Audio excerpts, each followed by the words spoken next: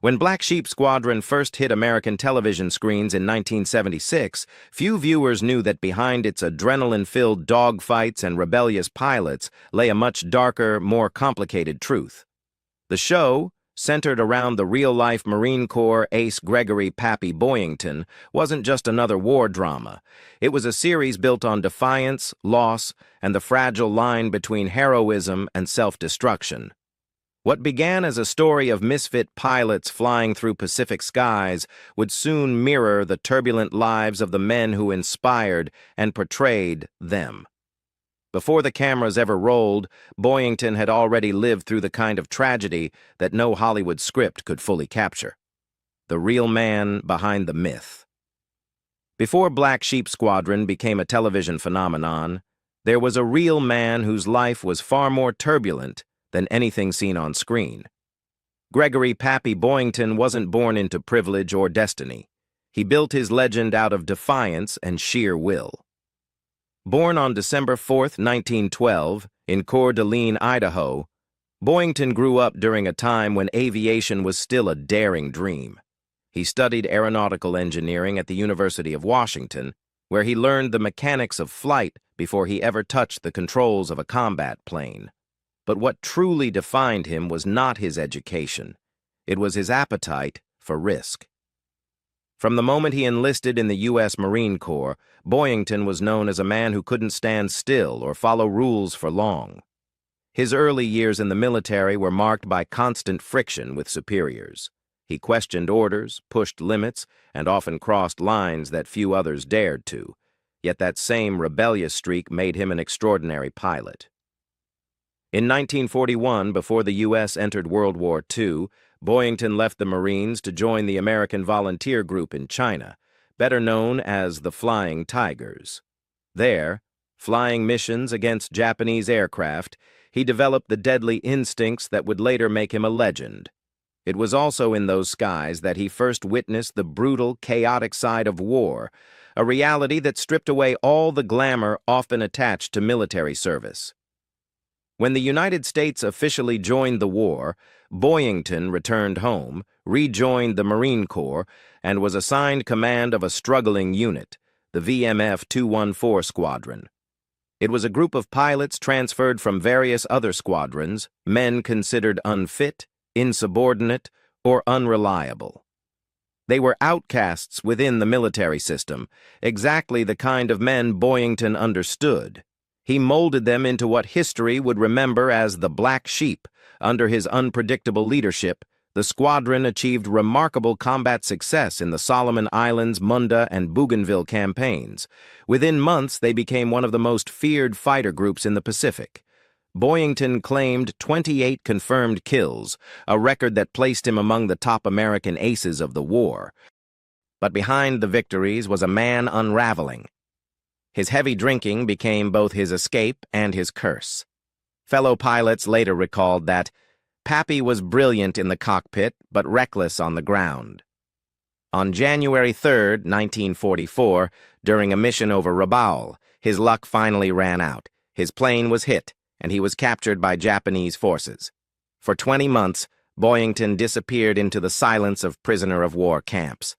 Malnourished, beaten, and isolated, he was presumed dead back home. When he finally returned in 1945, the newspapers called him a hero, but he felt more ghost than man. His post-war life was defined by internal battles. Alcoholism and depression shadowed his every step, and the discipline that had once defined his squadron slipped away in his personal life. Yet even in his decline, Boyington refused to surrender his story to silence. In 1958, he published Ba Ba Black Sheep, not as a tale of triumph, but as an act of truth-telling. The memoir laid bare his contradictions, his anger, pride, and regret, and painted a picture of war stripped of romance. It became one of the most brutally honest accounts ever written by a Marine aviator. Boyington's story was not the story of a perfect soldier. It was the story of a flawed man who turned failure into legend, turning reality into television. When NBC decided to bring Gregory "Pappy" Boyington's story to the screen in the mid-1970s, television was undergoing a dramatic shift. Audiences were growing weary of overly patriotic war stories and were gravitating toward shows that humanized their heroes. Producers Stephen J. Cannell and Philip Daguerre saw in Boyington's memoir Ba Ba Black Sheep something that stood apart from the typical war narrative. A story about misfits, not martyrs, about rebellion rather than blind obedience. But adapting a memoir filled with pain, profanity, and personal demons for primetime television was no easy task. NBC executives wanted a show that could balance action with humor, grit with heart. Cannell, already respected for crafting tough but charismatic characters, reimagined Boyington's world as a semi-fictional drama set on a remote South Pacific island. The title, Ba Ba Black Sheep, was chosen to evoke both the real Squadron's nickname and its sense of outsider defiance. Writers drew inspiration from Boyington's wartime experiences, but softened the darker truths.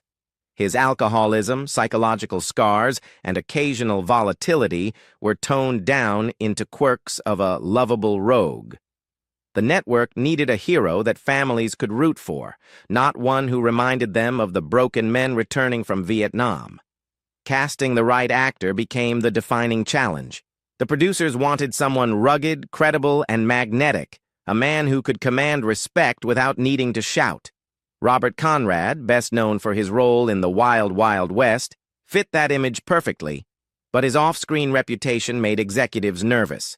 He had a history of bar fights and a public persona that often bled into his characters. Cannell later admitted that hiring Conrad was a risk that could make or break the entire project. Conrad himself felt a strange connection to Boyington. Both men were headstrong, proud, and misunderstood by authority. Fiction versus reality. Despite its charm, Black Sheep Squadron often blurred the line between history and fiction. The island of Vella La Vella became the fictional Vella La Cava, and most of the pilots, Bob Anderson, Jerry Bragg, and others, were invented for television. The real VMF 214 Squadron was far from the boisterous band of pranksters depicted on screen. In his later interviews, Boyington admitted that his men were often just trying to survive day to day. Historians have since pointed out the show's exaggerated portrayal of the Pacific conflict. Japanese pilots were often faceless, treated more like video game targets than real soldiers. Boyington, too, was romanticized. The TV version turned him into a roguish but noble leader, while in reality he was a man at war with himself, both admired and avoided by those who served under him. Boyington, who made cameo appearances in 3 episodes as General Harrison Kenley, wasn't shy about criticizing the adaptation. Hollywood hokum, he called it. They got the name right, but not the truth. To him, the real story of VMF 214 wasn't about victory. It was about imperfection, about misfits who made history despite being broken. Even so, the series gave his legacy new life. For many Americans, it was the first time they heard of the Black Sheep Squadron. Kids hung model Corsairs from their ceilings, and veterans wrote to NBC saying the show reminded them of their own lost comrades. It was imperfect history, but it was unforgettable television. Turbulence behind the scenes. Life behind the cameras was just as chaotic as the story it told. The show's production faced constant budget cuts and tight shooting schedules. To recreate Japanese Zero fighters, the team modified old T-6 Texan trainer planes, the same ones used in the 1970 film Tora, Tora, Tora. A keen-eyed viewer could spot the differences. The wrong engines, mismatched wings, but the illusion held. Robert Conrad ran the set like a Marine base.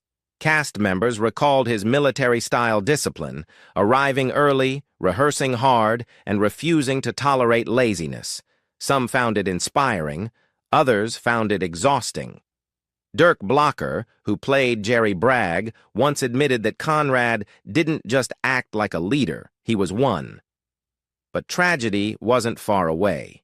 Red West, who portrayed Sergeant Andy Micklin, had been a close friend and bodyguard to Elvis Presley. When Elvis died on August 16, 1977, West was filming an episode of Black Sheep Squadron. Devastated, he was given the day off to grieve. His loss cast a shadow over the set. Then there was the show's unlikely mascot, Meatball, the bull terrier who became a fan favorite. Few knew that two dogs played the part, one for calm scenes and another for action. The stunt dog, Bounty, was later adopted by a crew member after being written out of the series. These small, personal stories added a layer of humanity to a production that constantly battled time and ratings. The man, the actor, and the legacy. Even after the show ended, Black Sheep Squadron remained a defining chapter in Robert Conrad's life.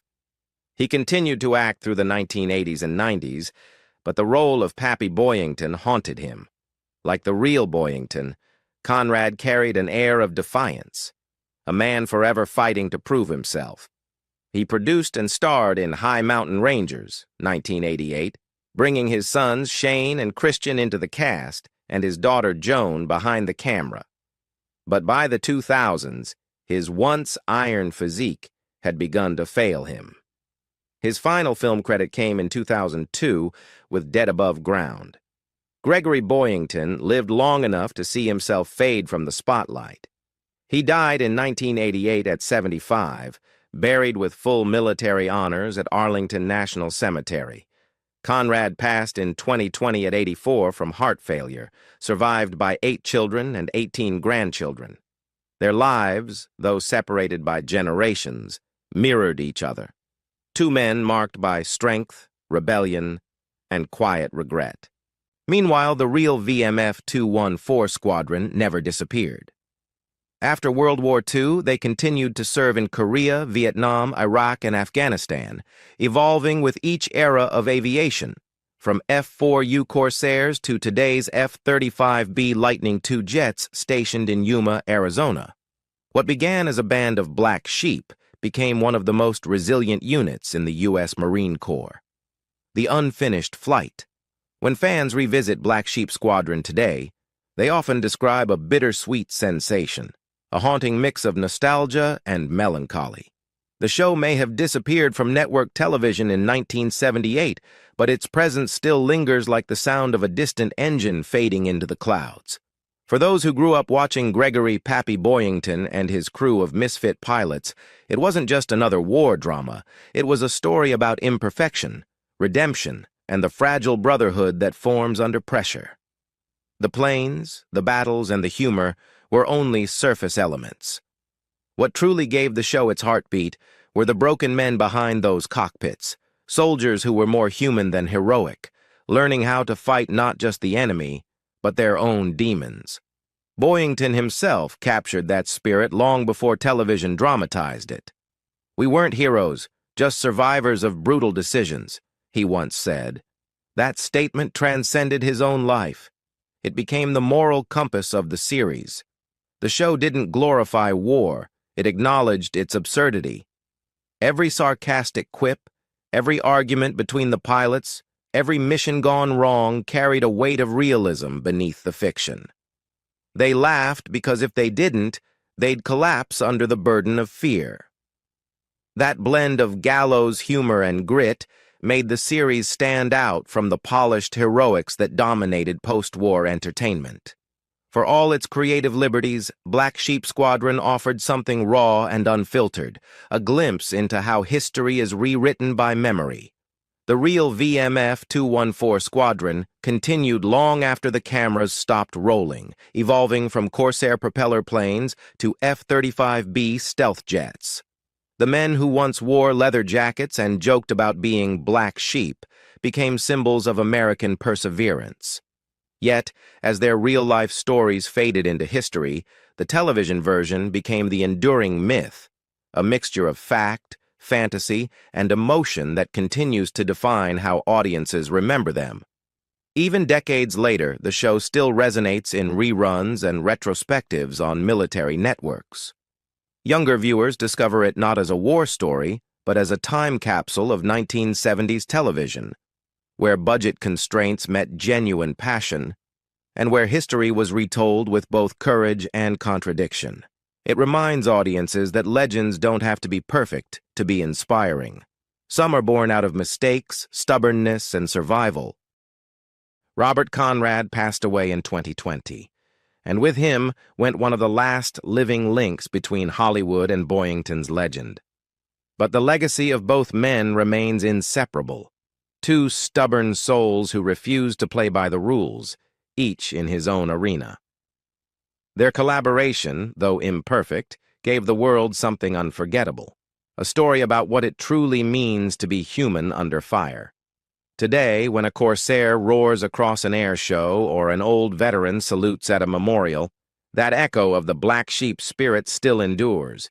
It's a legacy that doesn't need medals or monuments to survive, just memory. And for every fan who still hums the theme tune, Black Sheep Squadron continues its flight, unfinished yet eternal, a testament to flawed heroes who dared to fly against the wind. For you, what was the most unforgettable part of Black Sheep Squadron? The real-life story of Gregory "Pappy" Boyington, the tension behind the scenes, or the lasting legacy of VMF 214? Share your thoughts in the comments below, and don't forget to like, subscribe, and stay tuned for more untold stories from television history.